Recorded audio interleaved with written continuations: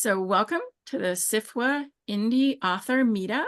We meet every month to talk about the issues of indie authors. And today's issue is actually creating a book table that's going to appeal to readers and selling your books in real life. And we have Scott Coatsworth and Stephen Radecki, who are the virtual experts on this to take over. Please feel free to ask your questions. If you don't want to speak, you can put them in the chat and I will keep track of them. So I will let Scott and Stephen fight over who's going to speak first. Welcome. Well, Stephen, why don't you tell them who you are and why you're here, what your knowledge base is for this, and then I'll do the same, and then we'll just get into it. Well, I'm here because Scott said, wouldn't this be fun to do? You should sign up for this. Thank you, Scott. You're welcome. But what are your bona fides? Why are you here? What are my credentials? So I'm Stephen Radecki. I am the managing editor of Water Dragon Publishing, which is our speculative fiction imprint. We have some other imprints that aren't really as relevant here, except for the new one that's coming out with its Graveside Press for horror that will be coming out in October. We've been in business for 9 years. And we've done well over a dozen shows at this point. Mm-hmm. So we've learned a lot in that process, and so I'm here to share our mistakes and our successes. And also SPBU. Oh, and yes, that's right. I'm also executive producer of the Small Publishing in a Big Universe podcast that became a marketplace. But that's a whole other story for another time. But Stephen also uses that for authors, so he often will have a table for authors that are not part of Water Dragon. If you want to be at the event and sell your books, you can buy a space in his table and then sell your book through the SBPU table. Yeah, it's a service that we provide external from the publishing company just because we know how expensive tables are for single authors. Yeah. And so I think we've started doing as of summer 2022. It's the first time we did it at Worldcon in Chicago. And I'm J. Scott Coatsworth. I'm an author. I also have been involved in a number of things. I was the head guru for the Indie Author Committee for about 2.5 years. Stepped down in April. I run the Queer Sacramento Authors Collective. We're a local queer authors group with about 150 members, about 20 of which are active at any given time. And we do a lot of events as a group and put together a group table. So that's kind of where my expertise comes from. I'm also a beloved local author. So we're just going to basically break this into sections. I put out a book a couple months ago called Suck a Little Happy Juice, which is a book for indie authors and authors that are looking for small publishers. And one of the sections in it, 2 chapters, deals with this particular topic in detail. So I just basically excerpted the topics from that, and we're going to kind of go through one at a time. And then we'll open it up after each one to if there's any questions or clarifications, that kind of thing. And then we'll get as far as we can by 5 o'clock-ish or so. So the first one is how to choose an event. So you have a group of local authors, whether you are a queer group like ours, a group of local independent authors, association, whatever, you want to sell books together at an event. How do you choose the right places to where you can possibly sell books? For us, it's pretty easy because as an LGBTQ group, we do a lot of Pride events. We found that there's a kind of ready-made audience there. Most of them, except for the big city ones, are very reasonable. We can get a table for about $100. And we usually come out anywhere from $600 to $1,500 in sales at these events, the one-day events. There's also a lot of other things you can do. You can do pop-up events. You can do like a farmer's market. You can do local cons. We do Baycon, like Stephen's got his in the background there. That was his Baycon setup a couple of years ago. And it's a local sci-fi con in the Bay Area. So there's a lot of ways to find different things that are particular to you. Stephen, how do you guys for Water Dragon, how do you choose which events are going to be the best for you? Well, for Water Dragon, it's usually pretty straightforward. We look at speculative fiction genre events, so we know that there are going to be people who are readers and want to buy books. So the local Baycon, Worldcon, those are our the ones we mostly focus on. We have a East Coast contingent. So we've done Aricia and Boscone. We did ReaderCon for the first time this year. And those were all interesting experiments. What cost makes sense to you? Like, what do you look at when you're looking at a table cost? Like well, like a lot of the local ones that are $100, but we've done some that are as much as 3 or 4. Yeah, so I think Bacon was what, 250, 275 Yeah, for one table, and then additional for was one like, table, and then ReaderCon was extremely reasonable. It was like 125 for a table. yeah. Aricia and Boscone. I want to. I'd have to look. If I known I was going to have a quiz, I would have. I think these were 200, 225. What, from a cost perspective, what we're finding is really interesting is that excuse me, most of the genre events are far more reasonable than the general readership events like the Bay Area Book Festival or the LA Times Festival of Books that run starting at $600 an hour. Yeah.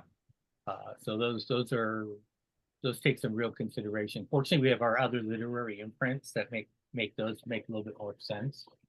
Okay. Have those been as successful for us from an investment perspective? I'm going to go with no. But sometimes, particularly if you've done an event for the first time, it's about getting your name out there and kind of investing in that awareness. Yeah. Because we have had cases where people have come and they've seen us and they've kind of, and then they're, oh, you're back this year. Right. Yeah, we typically find that I never make my money back on a con, because the con, I've got the hotel costs and I've got the table costs and I've got the eating costs and everything else. So cons, I do make some money on sales, but then I spend it on other things. But they're much more about awareness for me. Regular like one-day events, so where I don't have to pay hotel costs, I quite often make money back versus what I put into it. So yeah, I look at the hotel and travel costs as like a WorldCon. If I was going to be there anyway, I don't kind of count those costs. If I make more than that, also, but I was going to spend that money regardless of whether we had a table or not. Yeah. To go back to the shorter events, we did an experiment this year, and I think it was your first year, right? It's at Comic-Con. Yeah. So it was, Scott said, "Oh, we're going to do this. Are you?" And we were like, "Well, at Comic-Con, really?" And we've actually done pretty well at the Rhode Island Comic-Con on the East Coast. So we were like, okay, Yeah, we'll try it. We'll try it. And we did okay. Yeah. It was most of the issue with us was really logistics of it was too far for most of the people to travel back and forth. Yeah. So, we had the additional hotel costs that didn't quite make it worthwhile, but it was a fun experiment. For us, it was like right in the backyard. We're doing SAC Anime on the 30th of August too, and see how that goes. So before we move on to the next section, anybody have questions on like what might be good for you, or like how would you find an event locally for you that you might want to try? Yeah. I'm just going to make some comments because I am part of a group that does do events. I don't run the tables at the events or anything, but Northwest Independent Writers has a lot of times our organization ends up trying different art events, but outdoor festivals. Yeah. But those can be really hit and miss. Yeah. I mean, and one year it can be great, the next year, so it's kind of like trying to decide how you're going to rate each one. Sure. Yeah, we're starting up a Sacramento Book Festival this next year, and they did just a really quickie one added on to a farmer's market about 2 months ago, and it was 4 hours, same time as the market, and not that many people there, but I sold 14 books in those 4 hours, which for the thinness of the crowd was fantastic.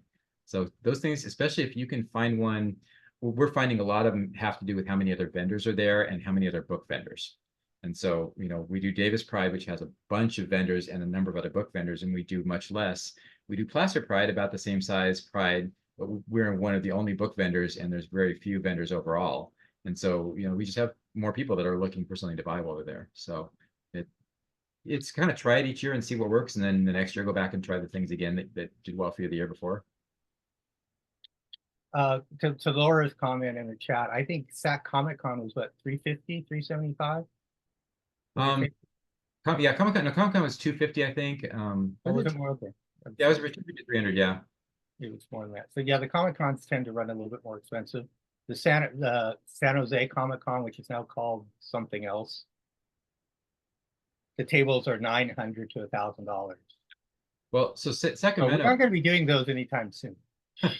The Sacramento was anime was going to be $700, and that is, unless it's a fantastic event, it's beyond us. But when you share it among 6 or 8 authors, depending on how many people you can get in the booth. But then we also talked to them, and they said, well, we can put you in they have a Artist Alley section. We can consider you as part of Artist Alley, and Artist Alley is only $250. Now it's curated, so they had to pick us, but they, as an LGBTQ group, they wanted us in there because we were the only one in the whole con that was at Comic Con. So we ended up going with 4 authors and splitting that 250 4 ways, which is like $650 or something. So it made it really reasonable for us to do it.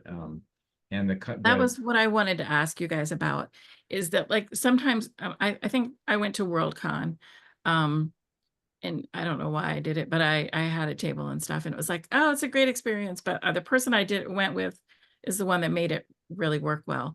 But they had 2 different kinds of things for authors, and I didn't know enough to know which one. And somebody said to me, Author Alley isn't very good because they put you in a place where the readers don't go.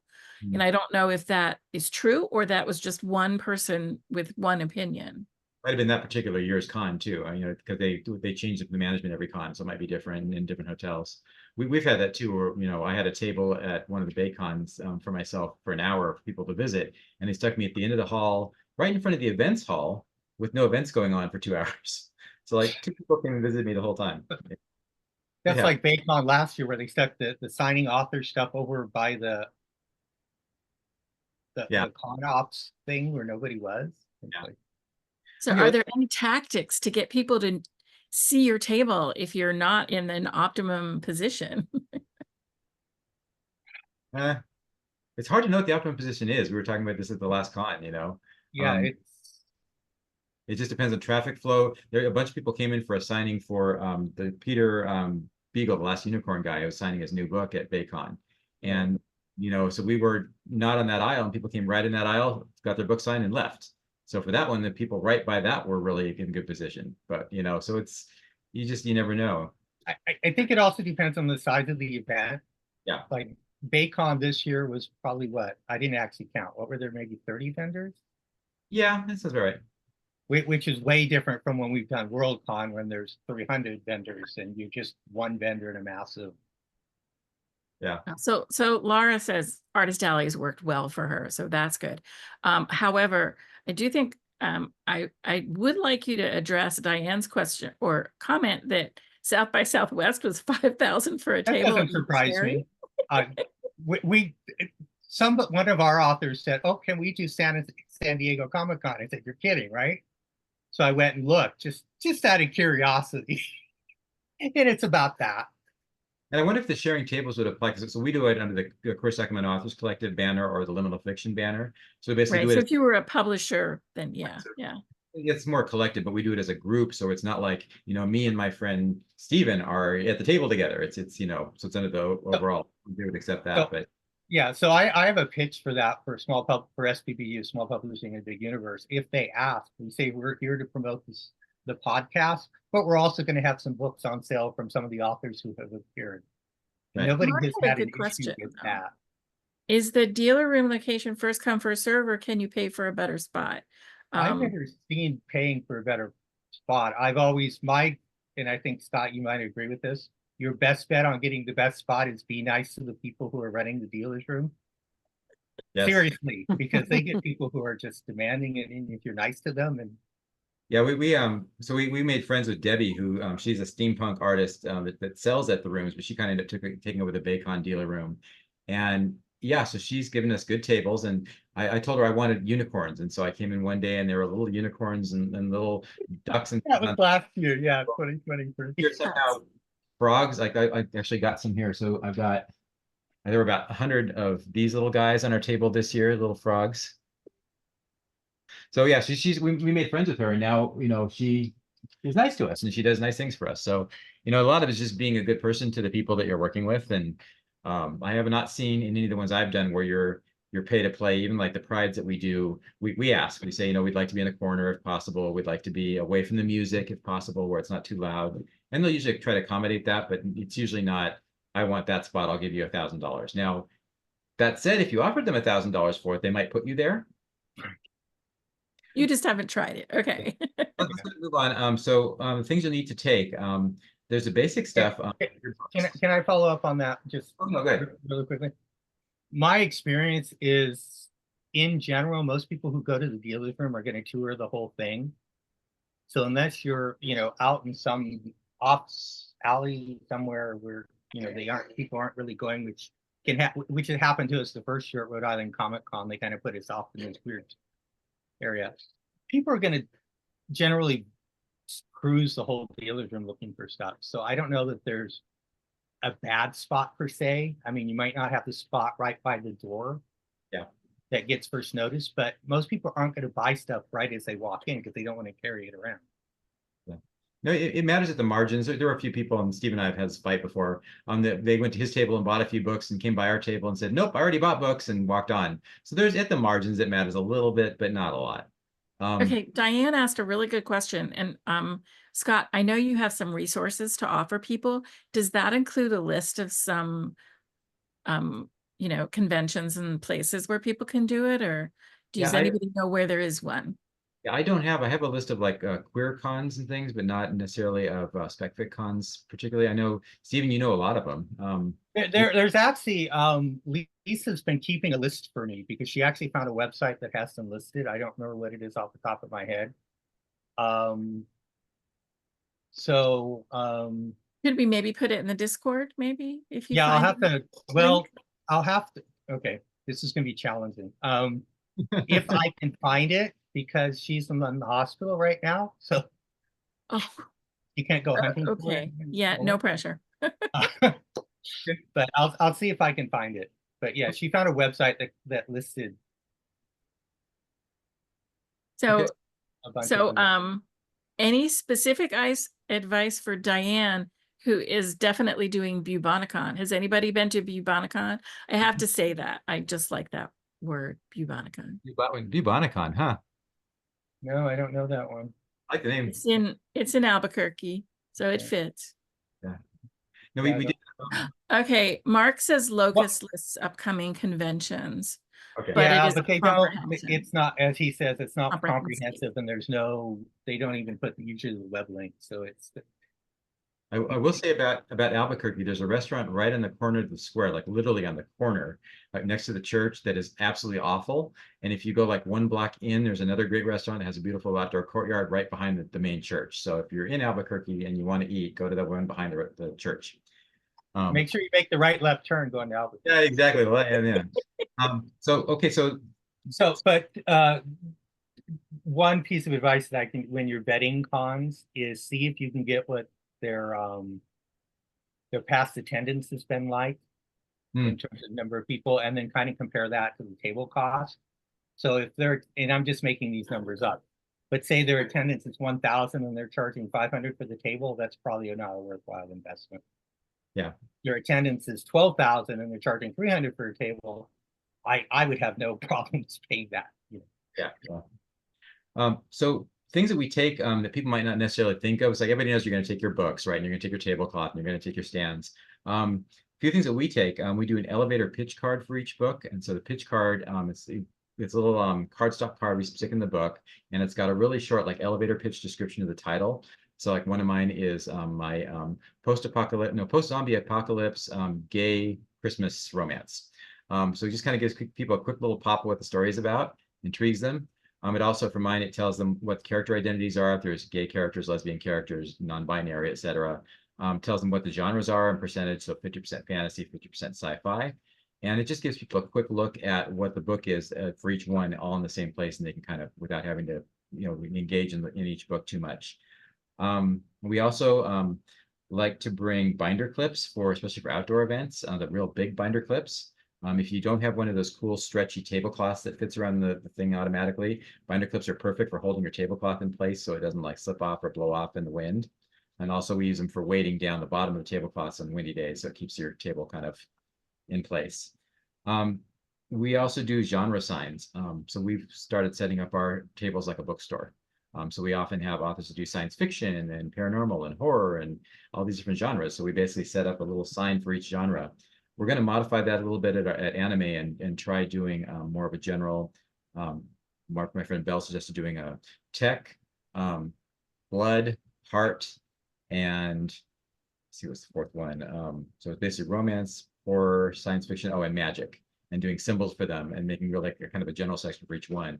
But the advantage of that is being able to clue in when you say to somebody, what do you like to read? Oh, I like fantasy. Oh, all of our fantasy is right here. Instead of, well, Stephen's fantasy book is there and Scott's is here. And I think Marvin's is over there.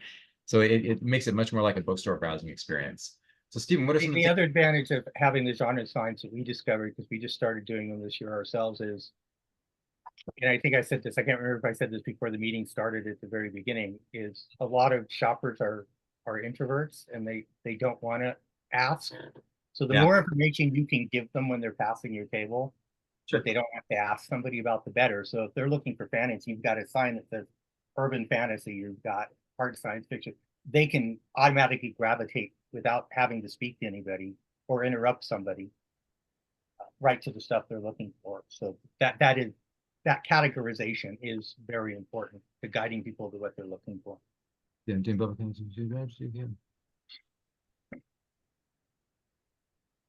was looking at the question here from Diane. Yeah, it's hard to meet authors at the con. I like to do it, but it's I think the easiest way I've found to do it is actually sitting in the panels and making conversation with the person next to me during the panel, because it's kind of a low pressure way to get to know some people. I always want to go to meet agents, so I've been trying to be an agent for a while, and like I don't know, like if I saw one and I knew they were an agent, I don't know if I'd go up and just start babbling like incessantly and make a fool out of myself. But yeah, some of the people, when I first started doing cons, I did Rainbow Con in Florida, and most of my author friends in my sphere since then that are my longest friends are people that I actually met at that first con.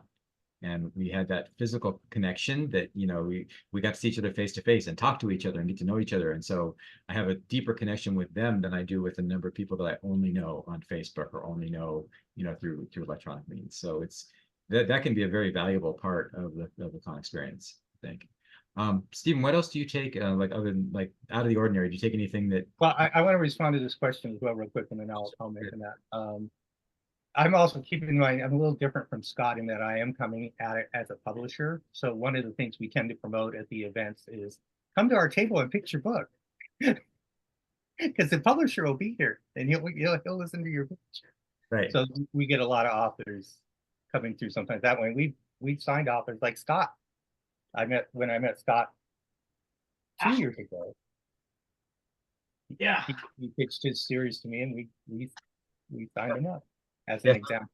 I'm an indie author, but then Stephen has done this particular 4-book trilogy for me. So yeah. We signed 2 authors that I met this year at BayCon already for books next year. So for me, that's part of the event. To Mark's question, when we're planning the event, once we're locked in, I usually set up a spreadsheet and tell all the authors go pick a time so that we can programming into social media and our other announcements. So and so will be at the table from 1 to 2 to sign their books. So yeah, we do plan for that. Okay. So just a curiosity for people who are just starting out. I love the standing, things behind your table, Stephen. And I like them even as like a reader when I'm walking through, those kinds of things catch my eye, but I know that they take planning, right? You really don't want to hit Staples the night before and try and get one of those done. So how much do you need that to begin with? And what I don't know that the vertical stands have been all that valuable. I mean, they're pretty and they're nice and they're better when we had They were actually the most effective place they have been was Worldcon 2018 when we had this huge space and there was all this space behind us. Yeah. Because of the way they set up the tables. So they were more effective there because they were kind of in the background. They weren't in the way. Because you don't want them in front because they're going to block stuff. The other place they were useful was at the Bay Area Book Festival because the way we ended up configuring the booth, you couldn't see two of the banners from the outside. So it was a way for people to walk by. We could just stick those in one of the corners. Would I buy them again? I haven't decided yet. Well, But I definitely, and I'm looking at this picture and I'm guessing that I must have taken it right after I set up and then realized we hadn't put the table banner up yet. Because there's a band in front of the table. Okay, so you do have a table banner. Yeah, we did. I'm realizing it's missing from this picture. Do you recommend that, or? I do, because here, particularly on larger events, just so that people can find you and they know who you are and what you are. There were at this year's BayCon, there were 3 other booksellers, publishers. I mean, there was many of us, but there were 3 others that had no identification on their table at all. And I'm boggled by that. I mean, why do you not want people to know who you are and what you are? And those banners are really not that expensive. The table banners, the vinyl ones, they're less than $100, and you use them over and over. They're very durable, so it's a one-time investment. The trickiest part is getting them to adhere to the. We do the runners, so that we do like the center runner that kind of lays on the table, and then it's just got the middle. It's about like 2 feet wide, and those I could get them from Banner Buzz, and I don't know how much they are these days, but they were like $35 a piece, and they're like a silk screen process. So those are, again, and they're washable, so they'll last a long time. So it just kind of hangs off the table? They put it in the center of the table and on top of the table, and then the front part's printed, so it hangs over the front of your tablecloth, and then you've got your logo or whatever on that. We went this route because it's got grommets on the top, so that if we're at an outdoor event, we can hang it from the canopy also, so we didn't have to have different banners for different events. So are there any things you take, Stephen, that like you like are weird otherwise that you wouldn't think of necessarily? Well, I don't think you mentioned it, but definitely you want twine or cord or something to hang your banners with. Scissors. So you're going to need scissors or something for that. I'm looking at the list that Scott has up. If it's an outdoor event, even if it's the middle of winter, bring sunscreen. We learned that one the hard way at this year's Bay Area Book Festival. You under your canopy. Those canopies don't block as much UV as you think they do. Because Brian and I got fried. We were fried. Ours was purple, and so everybody thought I had a sunburns under it, and I'm like, no, and I walked out, I'm like, look, no, I look fine. The other thing about this whole process is you don't have to do everything at once. So when we started out, we had a little cash bag, we had a tablecloth, we had the runner, we had books. And then it's like somebody's like, well, we need book stands. So we got book stands. And then someone else is like, we should have a cash box instead of a bag. It's more secure. So we got a cash box. We could get a book stand. Look, somebody has a book stand. That'd be cool. And that'll hold more books. And so you kind of go into this and you start with the simple things. And then each time you add a little bit or change a little bit or, tweak a little bit. You definitely want a Square or a PayPal or some kind of account that allows you to take credit cards. Yeah. Because a lot of people pay with plastic. So I want to get into that a little bit. One thing, so the paperwork that we have to do in order to do these events, and this is going to vary probably a little bit by state to state, but generally here in California, we need 2 things. We have to have a business license for the county or city in which we're operating. And that sometimes the city will sell you a 1-day license or 2-day license. Someday you end up paying for a regular business license, but it's usually here about $20-ish, depending on the city or state. And then you need an actual, for the California Department of Tax and Financial, CDTFA. It's from the California Tax Department. Basically, you have to get a license through them for the event. And it's kind of a big deal the first time you do it, because you've got to get set up with them if you're what organization you're running. But once you do it, then you just go in and basically give them the address you're doing it at, the days you're running it at. And then in most cases, they'll just generate the license for you right there. Sometimes with our events, it's like it's in a park and there's not an address. And I'm like, it's at the corner of 5th and Broadway. And they have to take a little time to verify it. But usually within a couple of days, you get it. But those two pieces are the pieces that technically you should be doing if you're doing any events. I have never yet had a con or anybody come to me at a con and say, where is your business license? Where is your CDTFA tax license? I have at Worldcon, they actually check. They will not let you set up if you don't Yeah. have. So And you, they're also very picky about that at a lot of the East Coast ones, particularly in Rhode Island. They will make you pay the sales tax before Yeah. they let you. okay.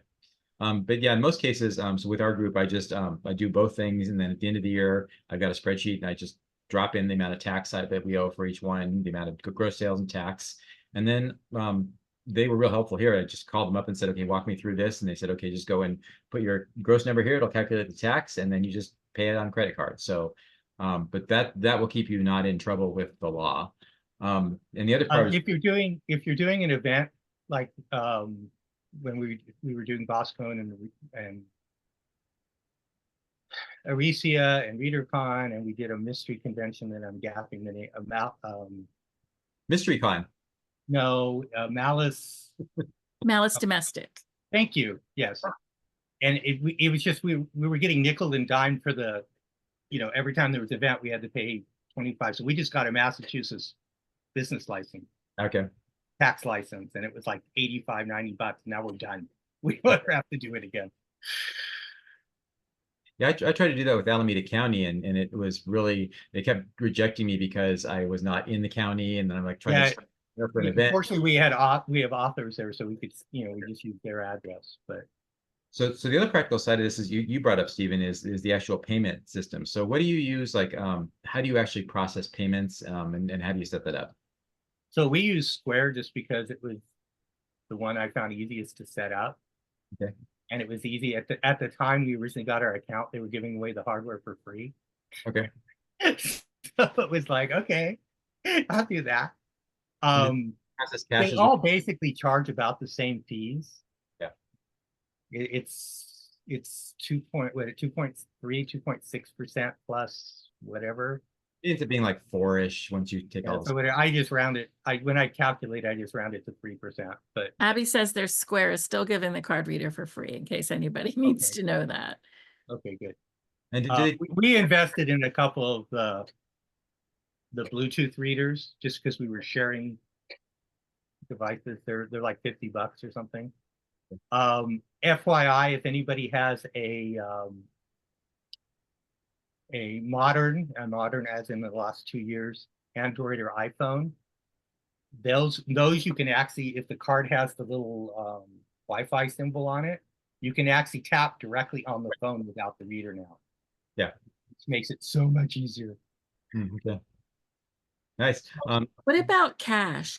Do you still find people who want cash, or has it mostly changed? Yeah, we do. But I would say it's more and more people are paying with plastic than they used to. I think when we first started out, it was about 50-50. I don't know what you guys experienced, Scott, but I would say 20% or less pay cash now. Let's just say 20-25% of ours do cash. And we actually use Zettle, which is PayPal's new payment app. And we've got a little card reader, and it does the tap, and it does the stick the cards in and everything. And it'll handle, it'll also generate Venmo codes if you want to do pay by Venmo. And we get Venmo, we probably get 1 or 2 sales an event in Venmo. Mostly it's going to be credit cards, and we're getting a lot more of the phone tap now coming through. But yeah, you want to be able to accept all those things, because if you don't do all of them, there's going to be somebody there that only brought cash and can't do credit cards.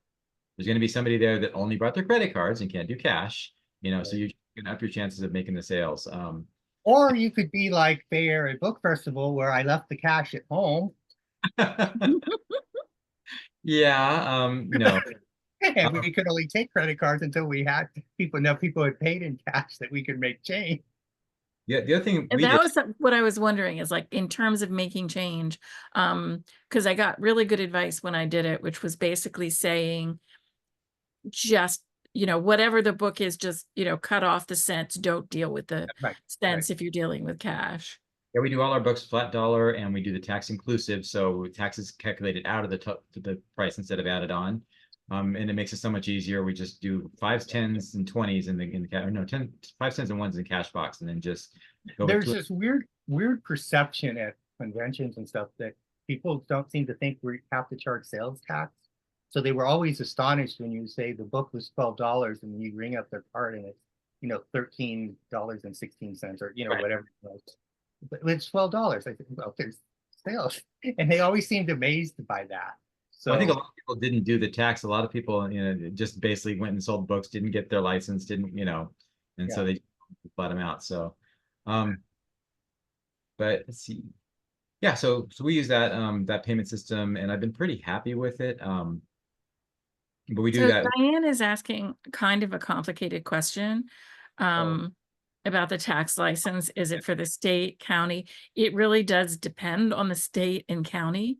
Like if you live in Philadelphia, you may even pay like a tax for a suburb of Philadelphia, because everybody, you know, wants their little piece of the pie. If the convention is longstanding, they're going to tell you how to do everything. And you have to follow their directions. Now for California, it's pretty straightforward because you need your reseller permit, which is statewide. Right. And it's free. You just have to go online and apply for it, and within 24 hours you get it. And then the other tends to be city specific. Like when we were in San Mateo, you had to get the San Mateo city one. Unless you're in an unincorporated county, like we did Castro Valley Pride, which is not a city. You need a county license, but it's going to be there. If there's a city, it'll be the city, and if they're unincorporated, it'll be county. And it's just basically a license to sell. It's not taxes, but it's just you're permitted to sell.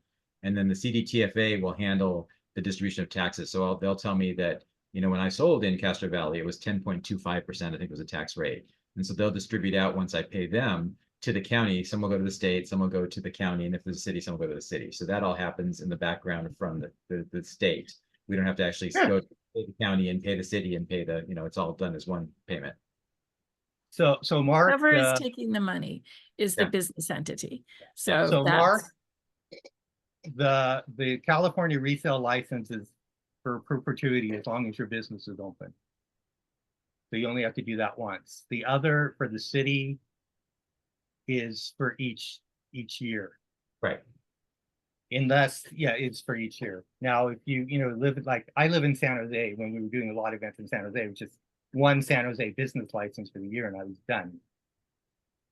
Because I could bring that to any of the events. But then, you know, some of the events are in Santa Clara or Sacramento or San Mateo, and they all want their $35 or, you know, whatever. Well, we made a conscious decision as a group. So Stephen doesn't have this because he's basically a publisher.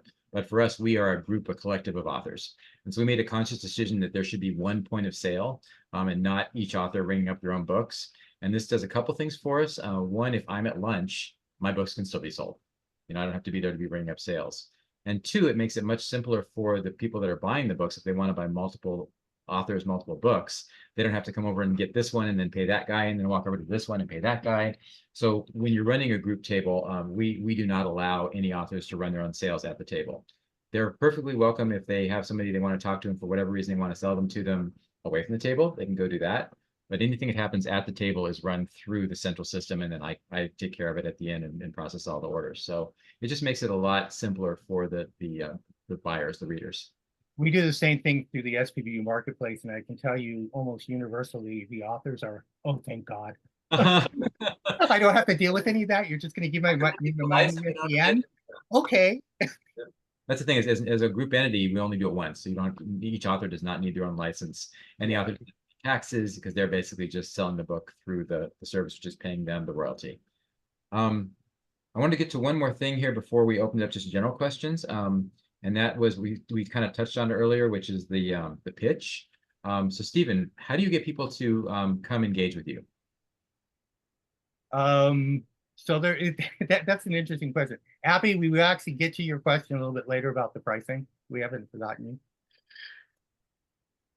So it's going to kind of depend. The general pitch is usually, what do you like to read? Just so we can kind of point them in the right direction. You know, do you like fantasy? The ones that are fun, shall we say, are the ones that, oh, I read everything. We have everything. In which case they say, well, we have everything. So we have, you know, we can point them to stuff. That's usually the initial approach. And then if they kind of gravitate towards a particular kind of book, like, oh, I like horror, I like ghost stories, or I like whatever, and I'm going to use a very specific example here. You like ghost stories? Well, you're probably going to be interested in this. And the author who wrote it is standing right here, and he'll be happy to tell you. The author's here. Oh my God. And I mean, you get that so often. They're just like amazed. The author is like there. And that's actually an important point that I don't remember if we're getting to later, is that you will sell a lot more books by authors who are present at the event than, I mean, you'll still sell the other books, but proportionally, because people want to interact with the author and, oh, I'm going to get a signed copy. And so when you're purchasing books to sell at the event, you're going to want to weigh a little more heavily on the authors who are attending, because they're going to sell more books. And we have a whole kind of system with ours down too. We ask the question and then they say horror. And I'm like, okay, well, there's horror and we've got Belle and we've got Greta. And they're right here. And I pull them up and have them talk to them. And then once they sell a book, we kind of have this whole system worked out where basically the person who's not the author who's selling the book takes the book, rings the sale up while the author is still engaging with them, hands the book back to them to go ahead and sign, and then takes the payment. So that, you know, the whole time the author is being engaged with the reader. And we just kind of, it's like a dance, you know, we kind of switch back and forth like that. And it's very important at these events that you learn and have all your authors that are present learn about all the books.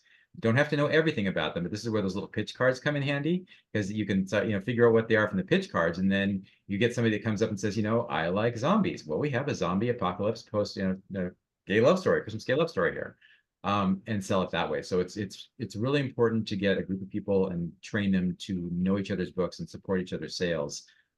I sell a lot of books when I'm not there because other authors sell my books and vice versa. And I'm not afraid to sell someone else's book. I don't try to always like find out what they want and steer them just to my book, you know. Oh yeah, I don't have any horror, but this one has kind of a scary cover of mine, so you might like it. You know, it's like, no, I've got some horror authors here, and here they are. So Scott, how many? I'm just using Baycon as an example. How many books do you think you had it on your two tables? With the two tables we had about 65 to 70 books total, and that was okay. So you had about the same as us. Okay. Yeah. But I do like this question about pricing that Abby had though. So for mine, it depends. I've gone back and forth on my novels between 15 and 20, and I find that $20 doesn't really seem to be doesn't seem to scare people away. And I make more money at $20.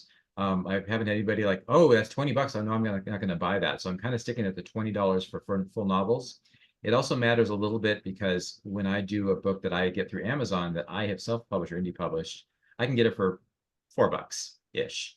When I get a book through Steven also has to make money because he's got to make some money for his press. He's got to make, you know, the shipping and everything. And so I pay Steven probably more like $8 or $9 a book. Yeah, so I'm not, you know, I have to take that in consideration, what the publisher is charging me for the copies or what I'm getting them from Amazon. But I found that for my stuff, $12 for novellas, $15 for 5x8s that are maybe anthologies, that kind of thing, and $20 for novels is where I land for pricing for most cons. How do you price, Stephen, for yours? So I had a very warm discussion with Marvin about this at Comic-Con, which I won't go into. So we usually, so I look at it in terms of, okay. I would say our average price is $15. Okay. And I look at it as, what are we charging on Amazon for it, knowing that we aren't having to pay that 40% markup. So we're going to make more on it selling it direct anyway. Mm-hmm. And the person is going to probably get it signed by the author. So we're still coming out ahead. Yeah. And 15 makes nice change. Yeah. Not as nice as 20, but you know, still it's not. Right. We do sell a few at 12 and 13 just because we can't always do 15, but it just, people can hand over a 20 and they get back a 5, you know, or yeah. They hand over a 10 and a 5, and it's just easier to, and that seems to be our good sweet spot is 15. The exception to that is we have our Dragon Gems short fiction program where we do these. Are you gonna get one, Scott? Is that what you're turning around? Oh, I've got it on the screen now. Let's see if I've got Oh, it. Yeah, here it is. Ah, We did one at Scott's this year, flawless. And we do them instead of the standard 6x9, they're 5x8. for short stories. And they run like 32, 24, 36 pages, somewhere like that, and we sell them for $5. And they fly off the shelves. People are like, oh, I'll spend $5 for that. And oh, the author's here to sign it, even better. Yeah. So those we sell for $5. And that seems to be no one That is shocking to me. no one seems to have any issues with that. They fly off the table. It's kind of like an old mass market kind of idea, you know. Yeah, it's A little bigger, but yeah. And we also do bundles. So we usually we bundle give a it slight as well. discount if you buy all the books in the trilogy or the 4-book trilogy, like I say. So yeah, but it's kind of one of the things you play around with. The main thing is you look at it two ways. One is, are you trying to make money on the books? And two is, are you trying to just get yourself, sell some books and get your name out there? Don't undervalue yourself. I have some authors that sell their books for $10 at the table. And frankly, don't do that. they don't sell, generally speaking, they don't sell any more books than I do it. I sell more at $20 a book. Clara, I think their book was 20. Claire's book was funny. Clara has this new book. It's Be the Sea. It's got a really cool underwater, fantasy sci-fi cover. And Clara just gets out there and just sells and just Claire paid for our SFWA marketplace table. Yay! Yeah, but Clara just engages. That they're friendly. They're down to earth, but just engages with people the whole time and just does really well at every event that they've been at with us. So, yeah. But you said something related to that. Yeah, don't undervalue. Oh, the other thing is people are also looking at. Trust me, I've seen this. They come to your table, they look at the books, and then they look on Amazon and see what it's being charged for there. Yeah. So if you're charging, say, $14.99 or $15.99 on Amazon, and you're selling it for $15 on your table, including they're getting, they're like, ooh, I'm getting a bargain. So I'm going to go ahead and get it here. So Mine are usually within a buck or two of what they are on Amazon. So yeah. They vary a little bit depending on the length, but I price all my novels, the ones that are 300 pages, the ones that are 500 pages, I just do them all at $20, make it easy. So Mark, usually you don't have to pay to be listed. Usually they'll list all the vendors, but you do have to pay if you want an ad. Yeah. Whether the ads actually contribute to sales, I couldn't really. I've not done any scientific. I mean, we've done ads, and I can't promise that they've lent themselves to more sales. Next time I need to remember, to put something in the ad that says, mention this ad and get, So I'm going to drop into the chat the document that's basically the 2 chapters that deal with all this stuff in detail. But why don't we open it up for any more questions if you guys have any thoughts and questions. Oh, I did want to say one more thing. Put a mailing list sign up on your table. And whether we do it for the overall group, and then we also say it's for the authors. And we have a statement at the bottom of it that's in the document there that basically says that it's GDPR compliant. GDPR is the strict Euro privacy law. It says that you can't, even if you give them a free book, you can't force them to be on your list. They have to have the option to opt out. So basically says that understand that you are opting into our list by signing up for this listing, and you have the right to be taken off.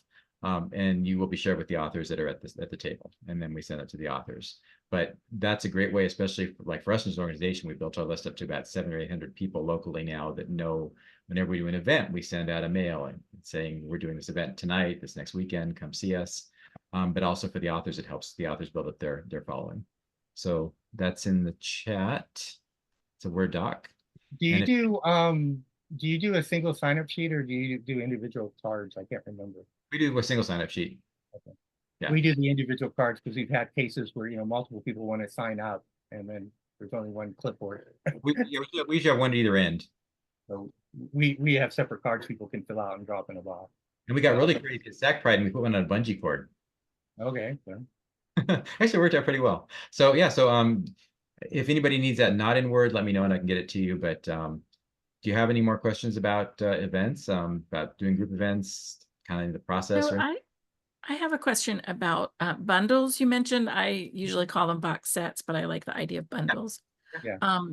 I had always thought, like if you did it, you had to make the, the box and wrap it all up. So it was never anything to me. And I was saying that to somebody and she said, you can put a ribbon around it and That's just what we call it do. a Yeah, we just put bundle. a ribbon around it.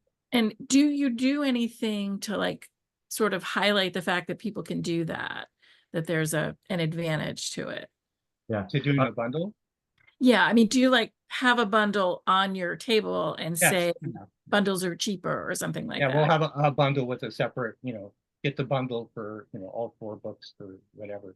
Because we actually have 2 different kinds of bundles, and I don't know, is we will have series bundles, like get all 3 books in this series, or all 4 in the series. And we also have, I'll call it theme bundles, just for lack of a better term. But like we have this series we're doing called The Truck Stop at the Center of the Galaxy. Where it's different books written by different authors, and they're if you know wild cards, it's like they're related, but they're not sequential. And so we have like a truck stop bundle you can get of these 4 books for whatever the price is, I don't remember. So we also do thematic bundles. Yeah, and we do the same thing. We have like usually 4 or 5 of us have trilogies, so we have a trilogy bundle section, and then we have a big sign that says, discounted signed trilogies. And then usually, like if it's $80 for the whole thing, we do it for 60 for the set. Yeah, we use it's discounted. Yeah, somewhat. But because it's so many books, people think that's a good price, so you sell a few more. Okay. Yeah. All right. So Mark has a question. that was my husband, Mark. He was just checking in to see if we're getting close to being done because he wants to go to A dinner. different Mark. Yes, we're almost done. Yes, Mark, we actually do. We actually have the Stargazer gift shop where we have all of our merch for the truck stop and some of our other stuff. Is that running? Oh, I didn't see that question. The question I saw was, do you have to be paid to be listed in the convention program book? Yeah, Stephen addressed that earlier. I already answered. Oh, I missed it. I'm sorry. I thought I was listening. I'm Not sorry. to be listed, but yes, for ads. Do you use like Redbubble, or who do you use for your merch? Vanessa used Teespring. Okay. There's a few. It was the most at the time she set it up. Yeah. It was the most economical, but she's not happy with the flexibility, so it's probably going to move to a different platform next year. Yeah, we use Redbubble and been pretty happy with them. You don't make a ton of sales, but if somebody's interested, no, it was more of just so we have a place so that if somebody wants, love a local author, this is on Redbubble. I don't have my coffee mug with me, but yeah. But okay. It's the advantage of, because it is kind of on demand, you can get all sorts of stuff. You don't have to stock it. We did bring shirts for giveaways one time to Baycon. Did some Vistaprint shirts and did a giveaway with the mailing list thing. So you can do stuff like that too and do one-offs. Or I do a lot of swag with Vistaprint, do like bookmarks and get the little holders and stuff. So yeah. Can I ask So you what's speaking of printing, what's a good runway to make sure you've got everything before you actually show up? Like books and any. I have an Excel file with extensive check boxes, and if it's not checked off, if it's not in the box, it doesn't get checked off. Okay, so that's in what you shared with us. The idea, yeah, having your checklist. So I have 2 things. I have an Excel spreadsheet that has our inventory, and then we have a project management system called Asana that we use for the book projects that I've also rolled our events into as well, and those have tasks associated with, order the business license, pay the, all the stuff that you would normally have to do. You can assign it due dates so you get reminders. And I just ignore when you send them to me. Pardon? I just ignore when you send those to me. I know you do. But... Diane, you had a question? I was just wondering, this is a little off table, I guess, about book sizes. Is there a best practice? Like I started my series in 6x9, so I got to finish out the series. But I'm thinking when I do the box set, when it's all done, doing them in 5.5 by 8, because it seems to be that books are smaller now. Is there a best practice or not? I haven't seen that. Standard still seems, I've seen some people do the smaller size, but 6x9 still seems to be pretty much the standard. Okay, maybe it's bestseller stuff, because all the books I measured on my shelf were like 5 5.5 by 8. Yeah. There's a big publisher and then there's everybody else. So that maybe that's the trend in the big publishers these days. So it stands out on the bookshelf. Oh, it's smaller, so it draws your eye to it, as opposed to, they can fit more of them. well, Yeah. not necessarily, but Yeah, no, I usually do 6 by 9 for my novels and 5.5 by 8.5 for everything else. You know, anthologies and novellas. But and that's kind of what I've seen in the indie side of things. I don't know in general if there's a trend away from that. Maybe there might be. That makes me feel much better. So thank you. yeah. I mean, from a cost perspective, there's really no difference. When I feel like I'm getting more value in a 6 by 9, it just feels more substantial and like, you know, better to me, especially for Well- an novel somehow. Well, it's the same size as the hardcover, so they all stack nice. Yeah, that's too. Yeah. So, speaking of just anecdotally, speaking of hardcovers, people don't seem to be interested in hardcovers even when they're at a deep discount. Yeah, I don't sell many We hard. tried an inventory reduction sale at Baycon, and you could get the hardcover for just $2 more, and we got like one person who bid. I will tell you though, so Steven, he does these really cool hardcovers. Going here, but oh yeah. And I had done the hardcovers with the case bound before, but he did the actual the flat, you know, flat bird jacket thing, and then they've got the case bound on the inside that I think Ingram does them. When I got this first book in hardcover with this format, I just cried because when I was a kid, you know, it was always the book came out in hardcover first, and then you had to wait for, you know, 6 months to a year before the mass market came out. And so if you really, really loved the author, you bought the hardcover because you couldn't wait to read it. And it just was like, this was when I got this particular book, it's like, I'm a real author. It felt like, you know, it just was like something magical about it. So I love hardcovers. But I agree at the cons, you're not going to sell many of them. You know, it doesn't hurt to have a copy or two, just in case you get a super fan that shows up and wants the hardcover. Well, yeah, and it's another thing. We will tend to sell them if the author's there because people want to support the author, so they'll buy the hardcover, but just random don't seem to be set up. I still have hardcovers from Worldcon 2018 that I'm trying to unload. So, well, Baycon still has shirts. I just had a Baycon shirt from 1983, so it's, you know, as old as my high school career. yeah. Something that I just remembered, we were talking about placement of books and the signage, and something that you may want to consider is some flexibility in terms of how you lay them out. And what I mean by this is it will depend on the event, but a lot of conventions, you get people coming with their kids and they come up and say, oh, what do you have for my junior high kid or my elementary school kid? And before it was like, oh, well, there's one here and over here and over here.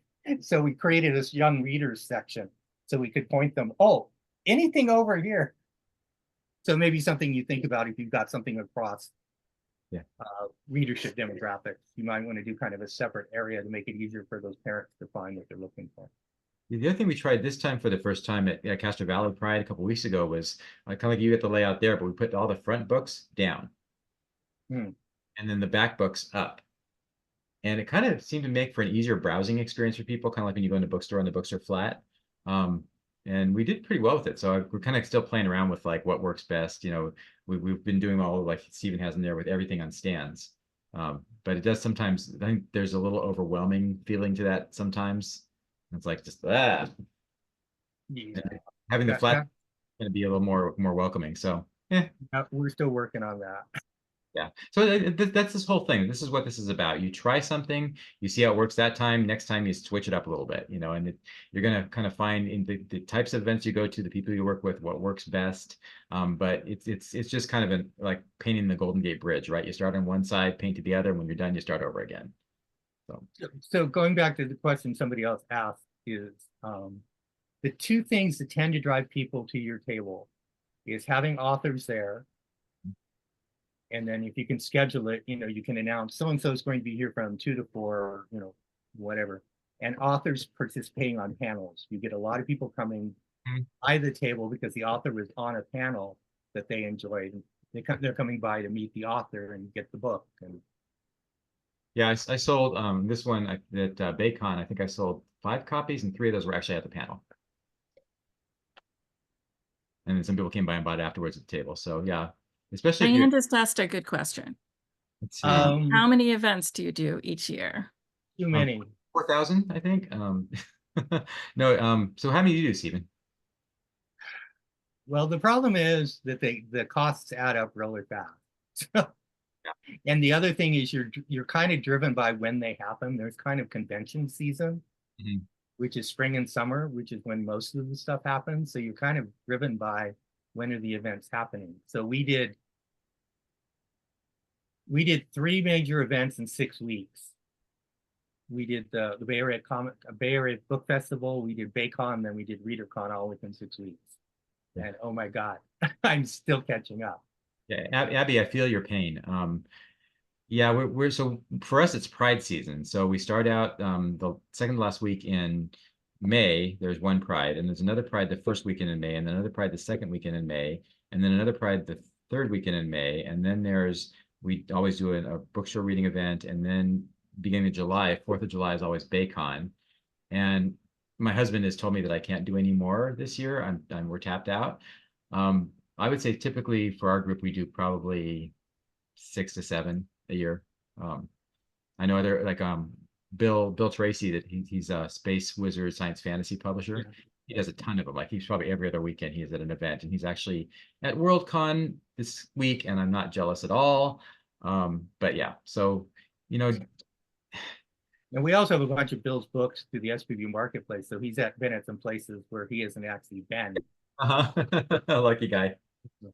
And on the East Coast, Aricia and Boston are a month apart, January and February.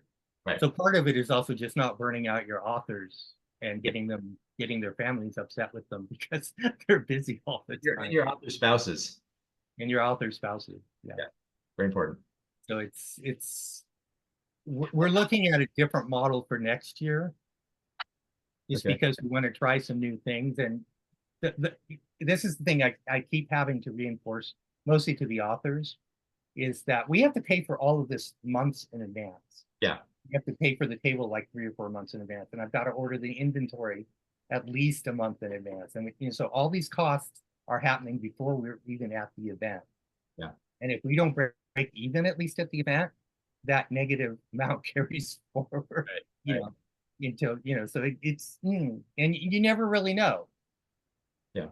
As I said, SAC Comic-Con was okay. I mean, we did more than break even on the table, but just the logistics we're not going to do it every year just because the logistics are challenging. Yeah. Because of where our authors are located. We've seen Davis Pride has gone down every year, but I really like the event, so we're still doing it. But I think we did like 1,100 one year, 800 the next year, and 600 the next year. So, The other challenge is we primarily do local events just because the cost of getting the books there. Yeah. Books are heavy, so they're not cheap to ship. No, they're not. So we're actually thinking ahead to Worldcon 2025, which is in Portland, Seattle? Yeah. Somewhere up there. Yeah. And that's going to have to be a road trip because it would cost us too much to ship all that stuff. Yeah, we need to talk because we're talking about doing that too. But we really want to do it because we've got a bunch of West Coast authors who say, oh yeah, we want to do that. Kind of like, at least the LA Times Festival of Books, it's a day trip travel, to get there. Yeah. But they've also raised the rates again for next year, we discovered. So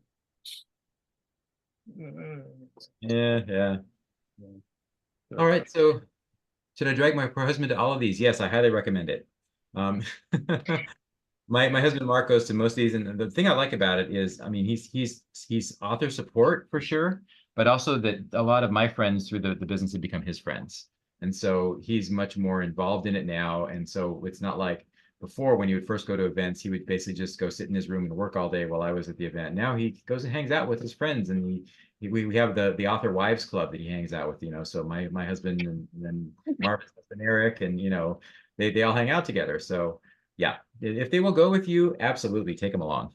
So next, in a couple of months, watch for the podcast. We actually did a panel discussion on spouses of writers. Yes, and my spouse and Marvin's spouse will be on it. So they won't tell me what they said. I'm a little worried. But so watch for that in a couple of months because we thought, oh, we got everybody here. We got to do this. Although you didn't interview me this year. We didn't? You did not. How did we miss you? I don't know, because I was there the whole time. Well, I think part of it, we were trying to get new people because you got a whole episode to yourself. Yeah, well. All right, so I just want to say to the people who came, I hope you learned something that is going to boost your sales and make you have more fun when you're doing this. This is not something I ever want to do. I just don't think of it as fun, but I know Oh, I love in it. the end, it's, Yeah. you know, it's worth it. It's worth it. We have such a great office crew with our group, and I love doing it. If you guys have any questions about this stuff, feel free to reach out to me. Let me put my email in the chat here. I'm happy to answer anything. And if you start doing it yourself and you get stuck anywhere, we've been doing this for probably 8 years, so I've had a fair amount of experience with it. I'm more than happy to work with you on it and help you out. And I don't know if this will help anybody else out there, but I tell everybody when we're doing this, I'm not an extrovert. I just play one at conventions. Yes. And then I have to recover for a week. So I have a feeling a lot of people fall into that category. So just realize it's going to be not just all of these logistics, yeah, but it's going to be a lot of personal energy that you're going to have to put up there and then spend the time recovering from it. Stephen, put your SPBU email down there in case anybody's interested, because he does My SPBU one? Okay.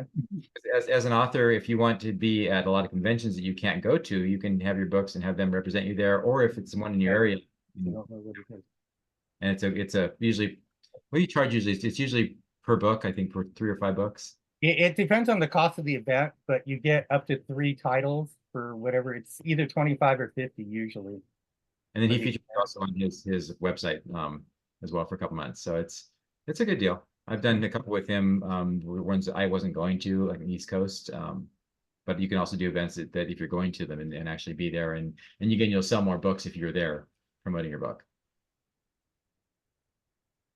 So I just want to thank Scott and Stephen for doing such a great job. Thank you, thank you, thank you. I'm going to stop the recording. Thank you all for coming.